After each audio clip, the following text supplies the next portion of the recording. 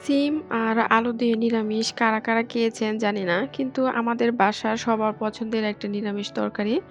এই রান্না আমার মায়ের হাতেই সবথেকে বেশি মজা হয়। যদিও সব রান্না আমার আম্মার কাছ থেকেই শেখা। Welcome to Halima Hossain cooking. এই নিরামিষ তরকারিটা রান্না করার জন্য আমি ১ম এ নিয়ে নিব সিম। সিমগুলো আমি এইভাবে কেটে নিয়েছি। আর নিয়েছি সিদ্ধ করা আলু। এখন একটি বড় বাটিতে সিম আর আলুগুলো নিয়ে নেব। তারপর দিয়ে দিব এক এক করে সব মশলা। এখন আমি দিয়ে দেব হাফ চা চামচ শুকনো মরিচের গুঁড়ো, দিয়ে দেব হাফ চা চামচ হলুদ গুঁড়ো, দিব হাফ চা চামচ ধনিয়া আর হাফ চা চামচ জিরার গুঁড়ো, আর দিব স্বাদ মতো লবণ, আর সবশেষ দিয়ে দিব কাঁচামরিচ। এখন সরাসরি রান্নায় চলে যাব। এখন চুলায় কড়াই বসিয়ে দিয়েছি। এখন দিয়ে দিব তেল। তেল গরম হলে দিয়ে দিব কালো জিরা।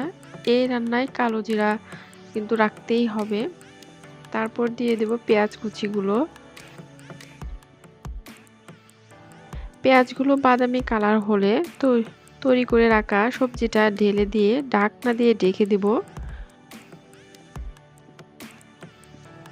এখন আর ঢাকনা তুলে নাড়াচাড়া না দিয়ে দেব সরাসরি পানি।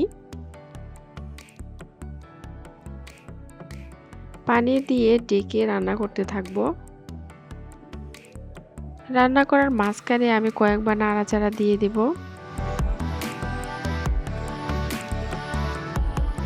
এখন নাড়াচাড়া দিয়ে দেখিয়ে দিচ্ছি কেমন হয়েছে কালারটা।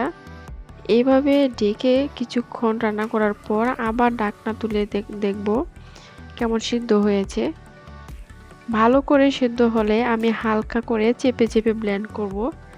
দেখতেই পাচ্ছেন আমি কিরকম ব্লেন্ড করেছি।